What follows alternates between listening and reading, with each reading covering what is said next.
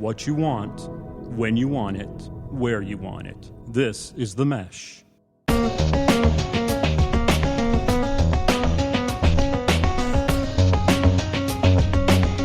Welcome to the Entrepreneur Exchange on the Mesh Podcast Network, a monthly conversation about startups and small business with ideas, tools, and advice to operate your business more effectively.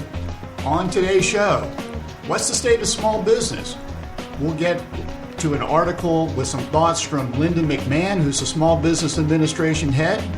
Pay attention, or it could be the figure four leg lock for you. We've got a special guest today, US Congressman Patrick McHenry from North Carolina's 10th District, to talk about his perspective on small business, crowdfunding, and how Washington can help. Hopefully, he won't be putting us in the figure four leg lock. And finally, we'll end up with the Small Business of the Month feature, where we'll highlight some interesting businesses that you should be checking out.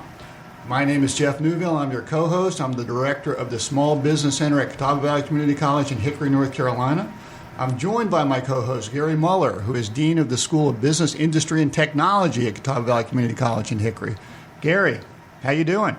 Jeff, I'm doing great. Excited about our guest today. And excited about football season.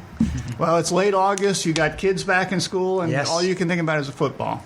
Well, they're thinking about football a little bit at school, too. But, yeah, we got two of them back in college, so that's exciting. And we just went through the Great Eclipse. Did you get to participate in that? I did. And at the benefit of our welding program, I used their shield to be able to see the eclipse the other day. So how's that for sponsoring our school? That's very supporting good. Our school. I actually went down to Columbia, South Carolina with some friends and got to be in the path of totality. How was it for you? We had a very good time. We had very good weather. It was a little bit warm, but the clouds parted. The sun went away. It was dark for 2 minutes, and then the lights came back on. And that's cool. Did you see Jim Thomas? He took our engineering students down there. I didn't see Jim Thomas. They launched a balloon. I was at the South Carolina Fairgrounds and next to their football stadium and saw 20,000 other people. Fantastic. It was all good. Yeah, it was really cool, quite honestly. Well, we're very pleased today to have Congressman Patrick McHenry with us. And Congressman McHenry, how are you doing today? Excellent. Happy to be here. Looking forward to the conversation. Well, and Congressman McHenry is a Republican representing North Carolina's 10th District in Congress.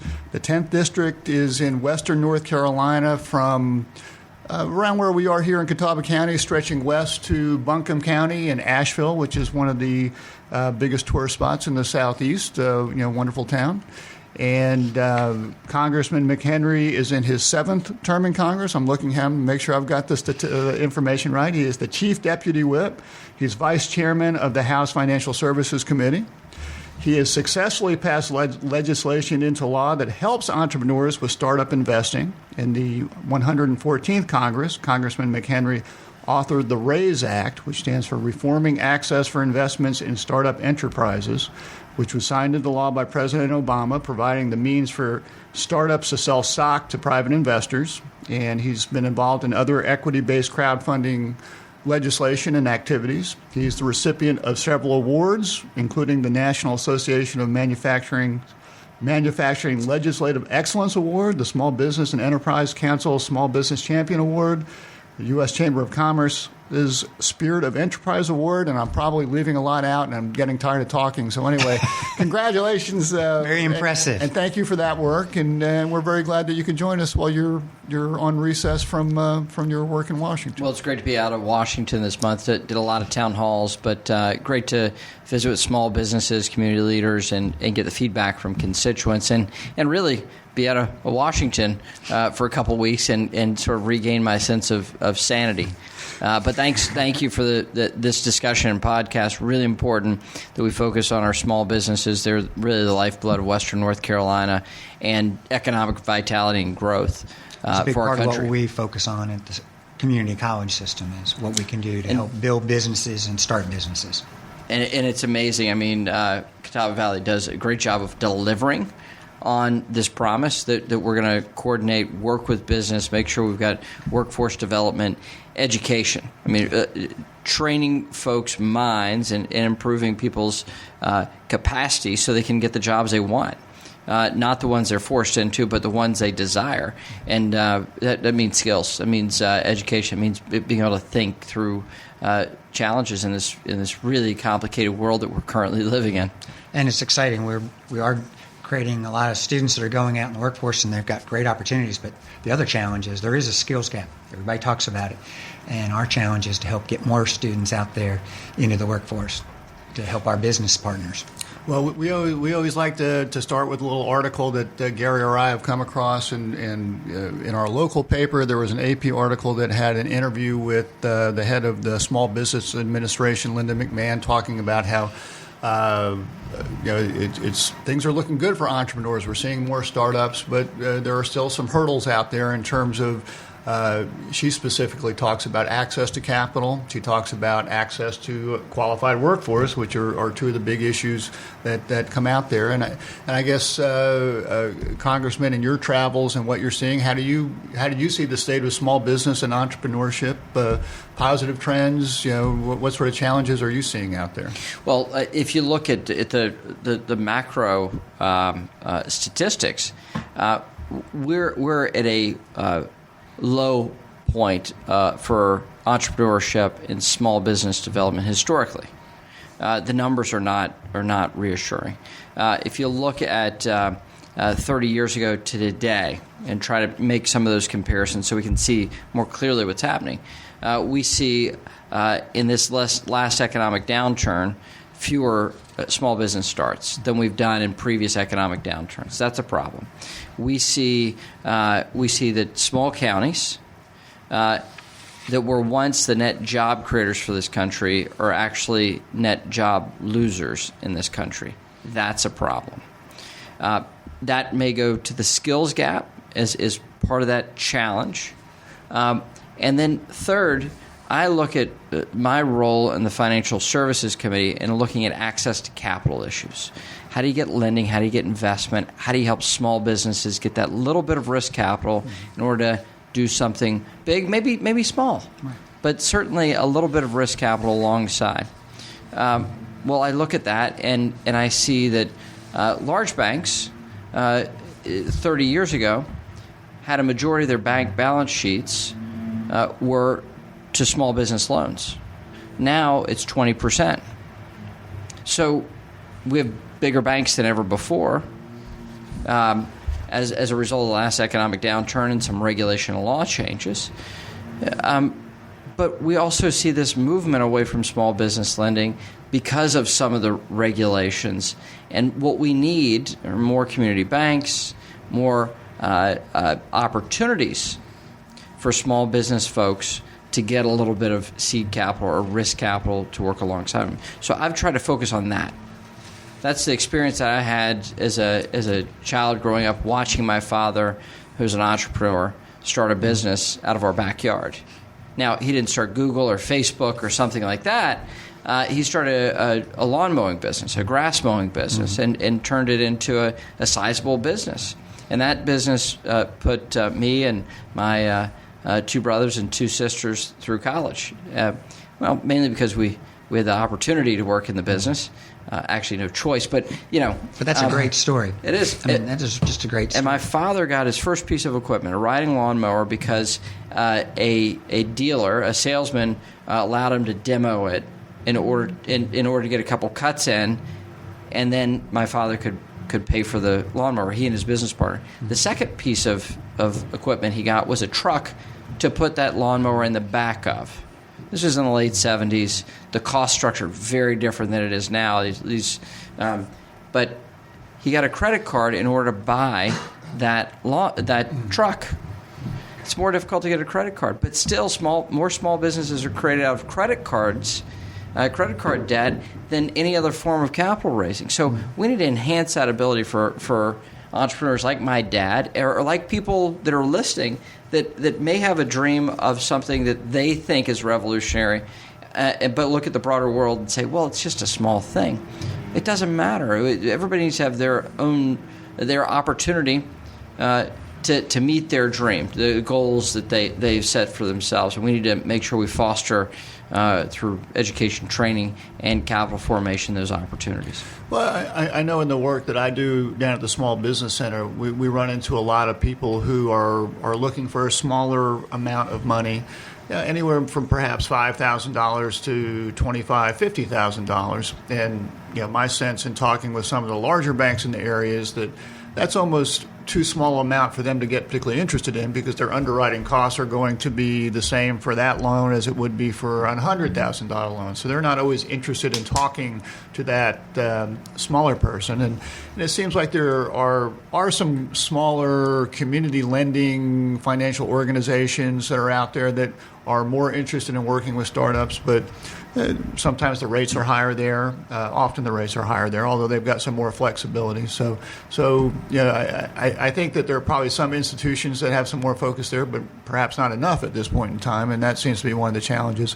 And with that said, part of me can empathize with some of the larger banks, and that my sense is that as they came through the challenges of 2008, 2009, I always got the sense that they were getting pulled in two different directions, and that they had auditors on the inside screaming, "You need to make sure that you're covered on certain loans, and you've made some loans that don't look particularly good, and you need more capital and reserves and whatnot." And on the other side, there were the general public was saying, "Why won't those banks loan to the small businesses?" So I think they were getting it from both ends. Well, there used to be a little broader regulatory flexibility for smaller banks to engage in effectively private equity style lending, which was, I'm going to deeply understand your capacity to repay as an individual, and make it, and your credit rating sterling.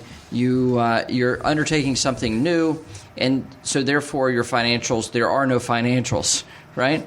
But I know you've got a great credit rating. I'm willing to understand your business, understand the risks you're taking. I saw that with my dad. He had a banker who worked with him early, and through the full stage of his business development, he stuck with that banker because she was there at the beginning and gave him a little bit of capital. And when he had a greater capacity to get bigger amounts of capital, and the books looked really good, he stuck with her out of that. That day is no more, given the regulatory environment we're in. Now, there are new innovations, and this is where I spent a significant amount of time around fintech or financial technology. The opportunity to use your smartphone in order to access capital, using the internet to access capital. And so there's small business lending that's happening in a vibrant fashion that is more like that old style lending that once was here in our community in a vibrant way. So I think we can have fintech help advance small business lending, advance new forms of access to capital for those that maybe are on the margins in terms of their credit rating, or on the margins and want to get ahead as a family, but also small businesses that want to take risk. At the same time, we need to let small banks go back to the way they once operated, so they could actually assess and understand their community and take risk, appropriate risk, smart risk, informed risk, in order to help foster the folks that you see walking in every day, or call you, or reach out to you, or email for advice and guidance on how they structure business, start up, and do all those technical things that you help folks in our community do and understand. So I think you're saying it's not a one-size-fits-all type legislations for the bigger banks and the community banks. So you want to provide some flexibility to some of those community banks to reach out, to be more available to some of the small businesses. That's right. That's right. Good. And look, I mean, we need to understand that we have to have regulation that fits the risk, and that means we have big data like never before. We have computing capacity like never before, yet we have regulators that are still making decisions like they did 50 and 100 years ago.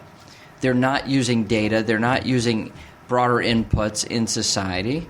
They're still using notice and comments of folks that have a complaint about a regulation, rather than saying we're going to collect a lot of data, see what's happening in the marketplace, and make those assessments. when they look at this, you see, if you actually look at the data, we should be focused more on this small business development than ever before in our nation's history. It once fostered itself. Now we have to have the tools in our community. That means local government, county government, state government, and the federal government having this mindset of fostering innovation. Fostering innovation so we have a more vibrant economy, better economic choices for individuals. And you're really on the front lines. Community college is on the front lines of delivering on that for us in North Carolina and is stuck to that mission over the long run of the community college system. But what I'm seeing in the last 10 years is, as never before, the community college is focused on the needs in our community and changing very nimbly, far more nimble than I think people give educational institutions or government credit for.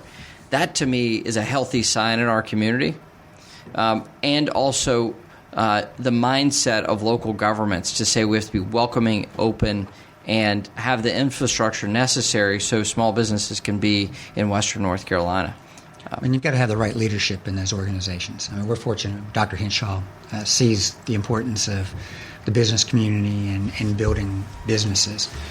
But it's our mission, and he gives us the resources the best that he can to try to fulfill that. And it is paying off. We're seeing great relationships with our government and our local business partners. Yeah, I think that still a lot of the local governments are often focused more on the white whale or when are we going to get the car manufacturer and that sort of thing, and sometimes the small businesses and some of the smaller things, I don't want to say are shoved under the rug, but might not get as much priority as they deserve. Singles and doubles. Exactly. Singles and doubles, right? That's how Ty Cobb became a Hall of Famer, right? Exactly and everybody wants to say you're going to step up to the plate, home run, right?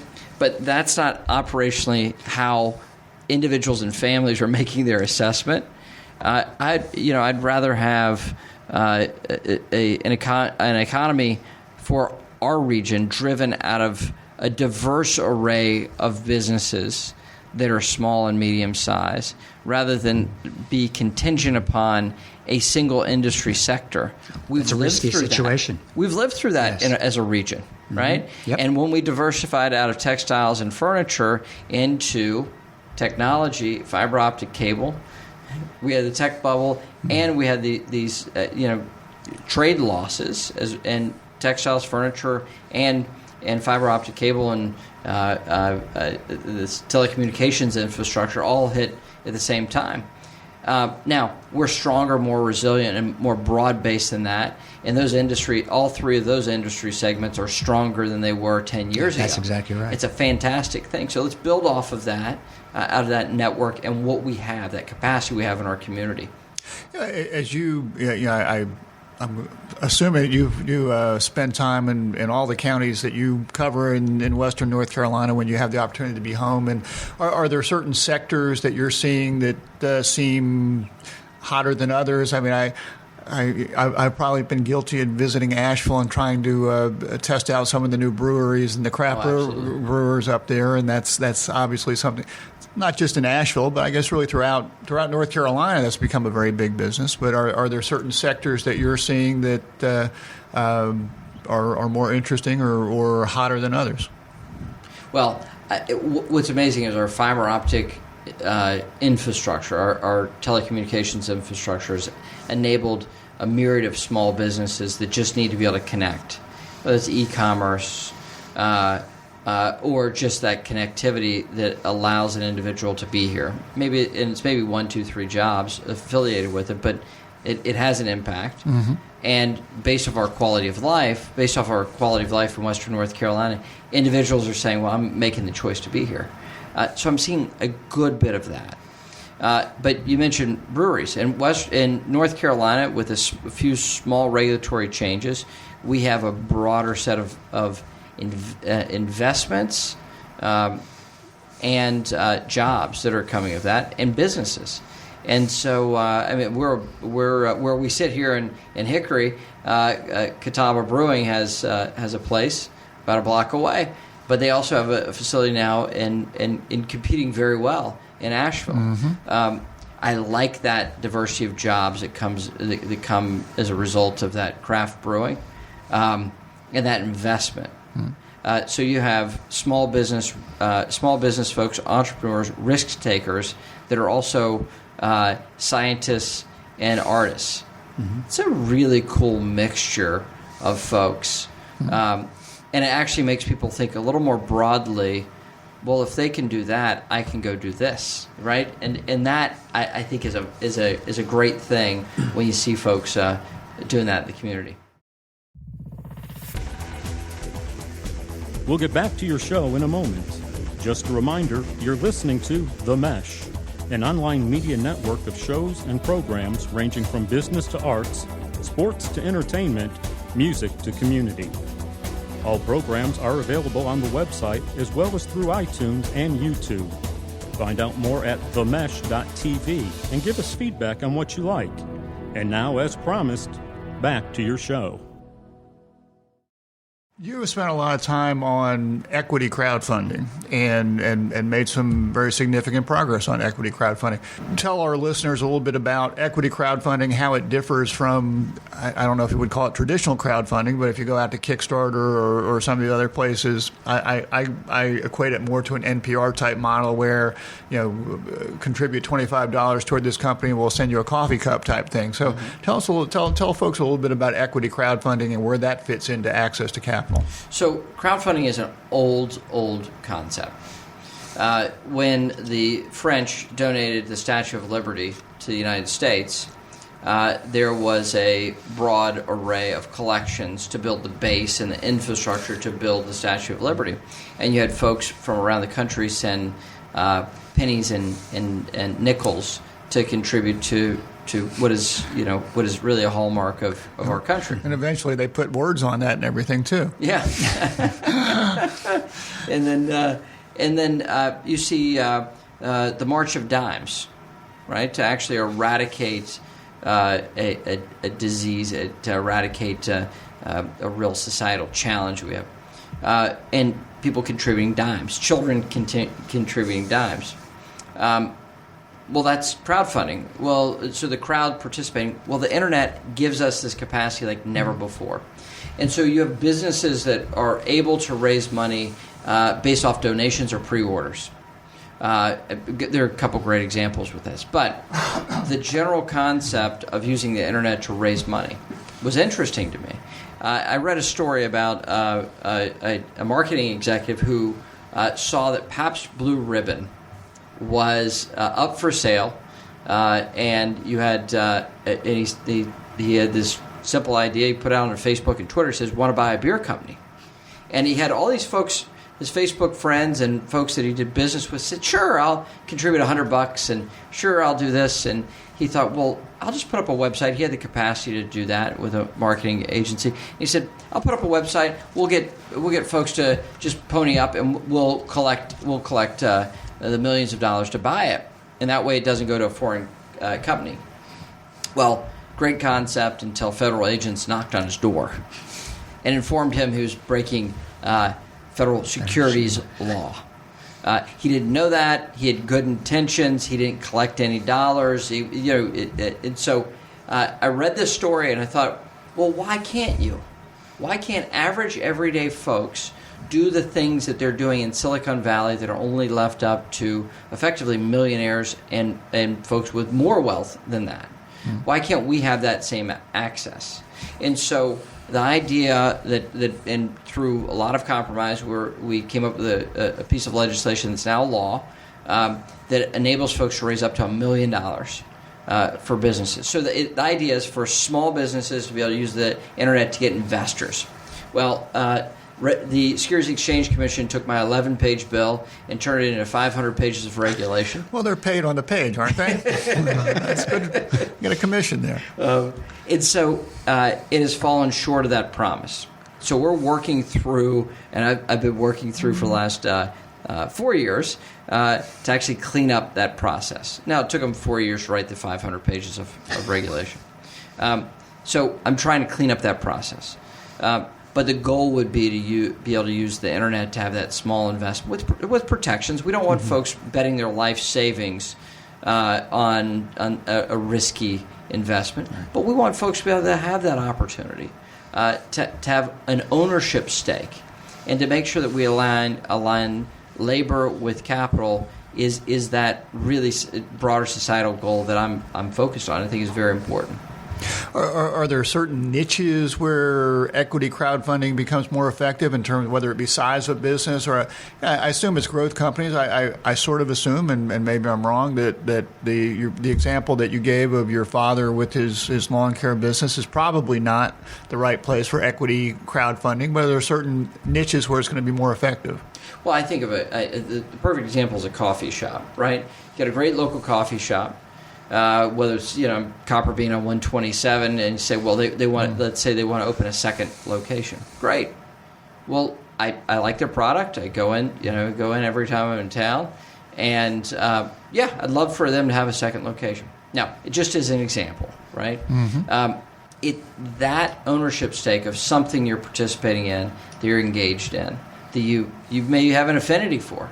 It's not really about retiring off of it or getting rich, but it's actually having that connection with a company you're participating in. I think that those are great. There are great opportunities there.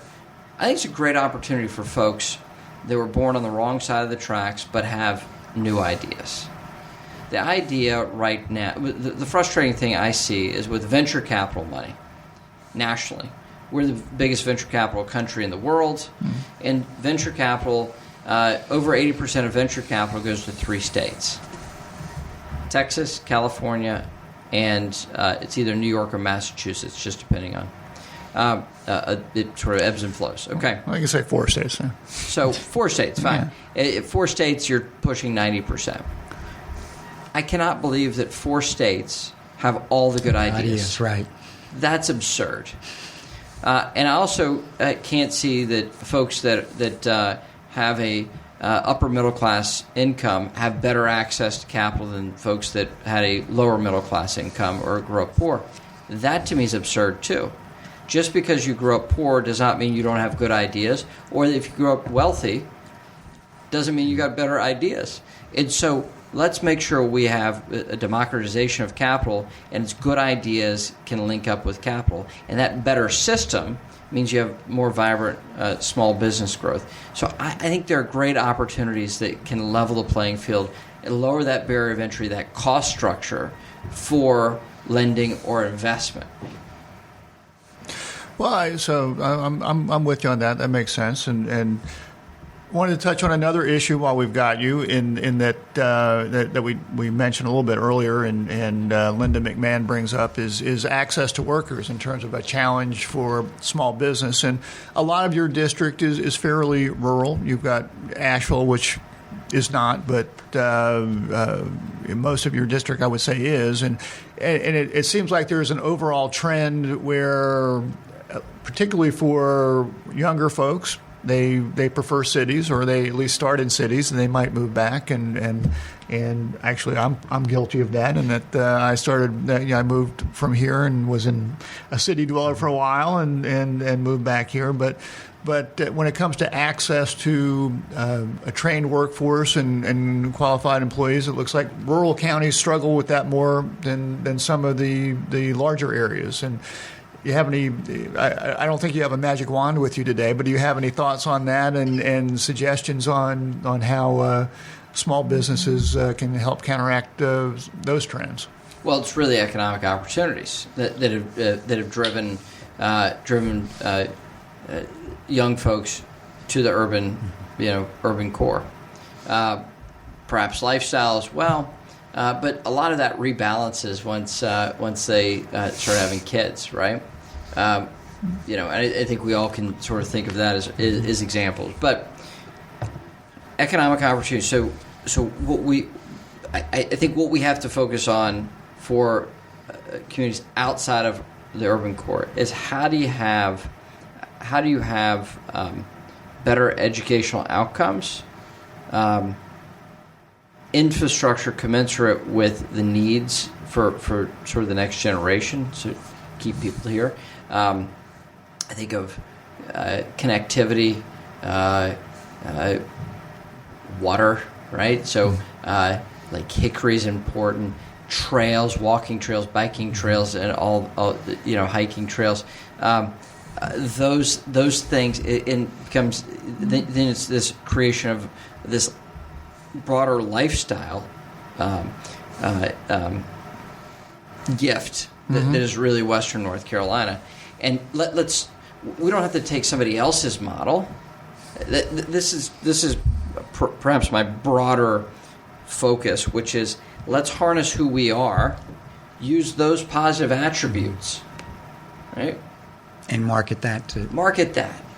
Be who we are, right. But let's be a better version of who we are, right? Let's actually drive that. And I think, Gary, to this point, with what you do, it's not what folks are doing in Silicon Valley. It's what's the capacity here. Right. Now, CommScope's and Corning's capacity is tech. It's not building transistors, right? No, it's not coding. It is a unique form of tech. Let's enhance that. Let's build off of that footprint. Out of you think of the capacity with textiles. There is a next generation of textiles that actually is tech forward. There's a next generation of robotics that is coming out of manufacturing. Let's harness those things and build out what are the laudable attributes of our community. We're not going to have an urban core like Charlotte or Atlanta. We're also not going to have the traffic of Charlotte and Atlanta. So, let's use the things that are best. I have a broader perspective, which is what I want in my community and in the community that I get to represent is the best for anywhere, right? Mm-hmm. I don't like the compliment, that's really nice for Hickory, right? I always think, no, that's just very nice. Okay. You don't have to say this. I think that what we have can match anywhere, nationally or internationally, you want to be. But we need to actually be proud of who we are and what is here. And that sort of sense of pride in who we are and driving to be even a better version of who we are, I think is I think that's a good point. Same works in business. You don't want to, just because somebody's doing it well, it may not be what we can be as a business. So we have to find our competitive advantage. Right? That's exactly right. Jim Collins, good to great. Sure. Right? Focus on who you are and be the best that you can is. Be at it. Right? Yep. But again, easy to say, hard to deliver on. Yeah. Like all this stuff, right? Well, we'll start winding some things up here, and just sort of, you're enjoying the relaxation of Western North Carolina at this point in time. At some point, you have to head back north and go to Washington, and it looks like you've got some pretty hefty things that the Congress will be addressing, from debt ceilings to potentially looking at tax systems and infrastructure and whatnot. Any bold predictions you want to make for the rest of the calendar year? That's totally your option. Well, we won't tell anybody. Right now, making predictions of Washington is a dangerous thing. I would think so. I think we'll get tax reform done by the end of the year. Signed into law. I think it's important for families. We have the middle income families in this country have been left behind in the last 30 years. We have to change that. We have to relieve some tax burden for the folks in the middle. Help them better save for their family's needs, while at the same time helping larger businesses not be targets for buyouts from foreign-based companies, because our tax code is effectively twice the rate as the first world. So for international competition, we need corporate income tax reform. But second to my focus on the folks in the middle for the personal income tax code, second to that is the focus on small businesses that file through the individual tax code. Mm-hmm. That's the driving force of Western North Carolina. And we have to make sure that those businesses, broadly in DC terms called pass-throughs, right? that those small businesses can compete and have a much lower tax rate. And we want to incentivize small business growth, and that's one way to do it. And so those things are obviously complex, pretty simple for the individual tax code, pretty reasonable conversation to simplify the individual tax code. To do the corporate tax code is highly complex. Well, and I would think so, in that although we can say the standard rates are higher, it seems like a lot of the large corporations have found various loopholes, so they might not be paying those higher rates. So it's sort of a trade-off between lowering rates, closing loopholes, and trying not to bust budgets. Yeah, that's a very fine line to walk. Yeah, absolutely. And the biggest of big corporations with a team of lawyers and accountants have a tax code that they enjoy in our country. But if you're a small corporation or a medium-sized corporation, you have a complex tax code that is a disaster for you for compliance, to ensure that you actually are doing what the law says you're supposed to do. And the complexity is such that you may not even know that you're fully complying with the law, have certainty with it, and at the same time you can't take advantage of the loopholes that the biggest of big can do with a compliance department that's really adept. So let's simplify the rates. We still have to fund our government. That is the purpose of our tax regime. So we have to be mindful of that as well. And so it's this give and take. We want to be competitive internationally. We want to relieve a tax burden on the taxpayers. But at the same time, we actually need to fund our infrastructure. We need to fund our educational institutions. And we still have to fund our national defense in a dangerous world. So this can't be lost in the discussion as well. Well, you mentioned that some of the legislation you passed on crowdfunding required some compromise. That's an okay word here. So we hope that you'll figure that one out, and that it's we have some challenges, and there's some heavy lifting, and we wish you the best of luck as you try to figure that out in Washington. So thank you, Joe. We wish you a lot of luck to get these things done. We appreciate you joining us today. We always like to end up our podcast by talking about small businesses that we've come across. And Congressman, I don't know if there are any that you'd like to give a shout out to today in your travels that you'd like to say something about. Well, there are too many. I mean, that's the great news. But the example I use with Catawba Brewing, I mean, what Catawba Brewing is built out, and the risk they took going into Asheville, which is is its own brewing culture, the risk that they took as a group to do that. It's a substantial amount of risk capital, but they've got a great product. And great options in the community. So that's what I'd highlight, and really great that we have those innovators that are willing to be here in our community. And I think that one of their brews, is their White Zombie beer, which right. I can attest. Have you tried that? A very good product. So excellent. Anyway. All right, Gary, what's your small business this month? Well, as you know, I always seem to highlight a food product or a pet product, and this month's no different. My business of the month is something I saw on a new summer TV show called Thunderdome with Steve Harvey. Just watching Sunday night, not sure. Have you seen it? I've not yet. Sunday night I'm sort of tied up with Game of Thrones, but go ahead. Okay. Well, it's pretty cool, actually. In the show, people compete for money, and there's a studio audience that picks the winner, and it's a takeoff on my favorite show, Shark Tank. And it's, like I say, a game show. And the business product that I saw that I thought was really interesting was Puff and Fluff Dog Dryer. It started, this is why it's cool to me. So when your dog is wet, you can dry them off. That's exactly right. Okay. You all understand that. I just throw mine in the dryer, but go ahead. Well, that may be the next phase of this. Well, it came from a third grade project, Invention Convention. And even though the instructions were simple, it was a task that was pretty tough for these third graders. Marissa String had a dog, her favorite dog, named Mojo. And she was determined to come up with something for this problem that we had.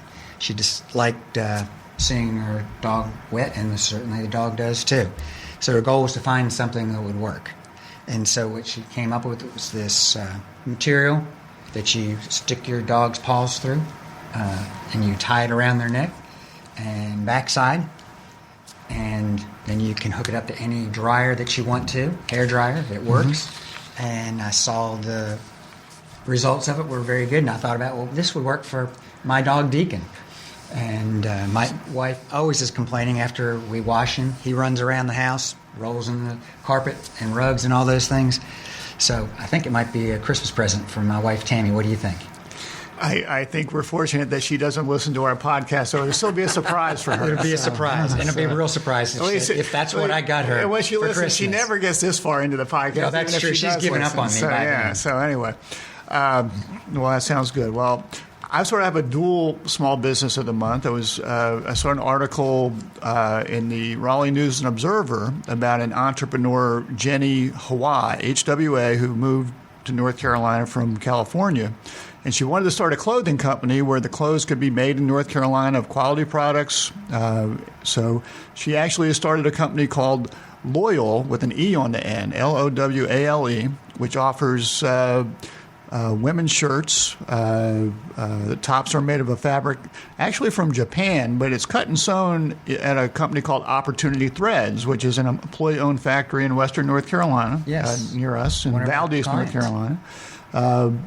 So number one, I wanted to give a shout out to Loyal, and the owner, Jenny Wah, says that the reason that the fabric is coming from Japan is that she just found a better cost-quality combination with what she found there, but she was very excited that she was able to work with Opportunity Threads. You can now buy her products online at www.loyalstudio.com, and it's Lowale studio.com. But also wanted to give a shout out to Opportunity Threads, who we've done some work with, and they're a cut and sew operation. Employee owners. They're located in Valdez, North Carolina. Molly Hemstreet is the founder, and she says the general principle is that if you're a worker there, there's a path for you to ownership, which is based on your performance. The people that put the energy into building the company are the direct beneficiaries of it. They've got 24 employees now, 14 of whom are worker owners or candidates to be worker owners, and they've got 6 employees on their board of directors. They're doing other products such as Maggie's Organic Socks, garments for children's apparel companies. So they're very active. You can learn more about Opportunity Threads at no W's in front of it, just opportunitythreads.com. So you can check them out there. So I got 2 for you this one. That's outstanding. So, well, we appreciate you checking out the Entrepreneur Exchange. If you've got an idea for our small business of the month, you can email it to us at exchange@themesh.tv. We want to thank The Mesh for hosting us, and check out other podcasts on the Mesh Network. We want to thank Congressman Patrick McHenry for joining us today. Congressman, if people want to find you, I suspect they know how, but any certain way they should be looking for you? I've got offices in, obviously Washington, but also Hickory, Gastonia, and Black Mountain. You can also see me on my website, or connect with us on social media, but also my main website, which is mchenry.house.gov. But I'm on Instagram, Facebook, Twitter, and everything else. All right. He's a socially active guy. Thanks again for being with us. Thank you. Thanks for the exchange. Good conversation. Thanks for what y'all do. Well, we appreciate everybody listening, and we'll look forward to talking with you again next month.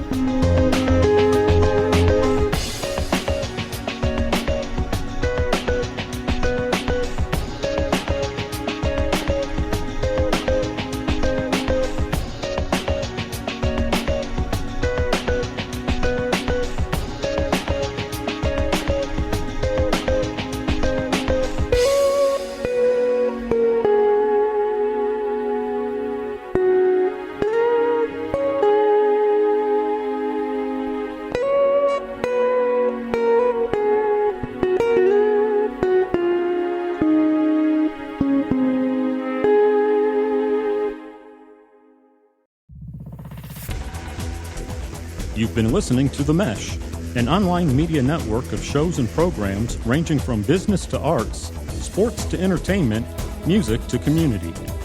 All programs are available on the website as well as through iTunes and YouTube. Check us out online at themesh.tv. Discover other network shows and give us feedback on what you just heard.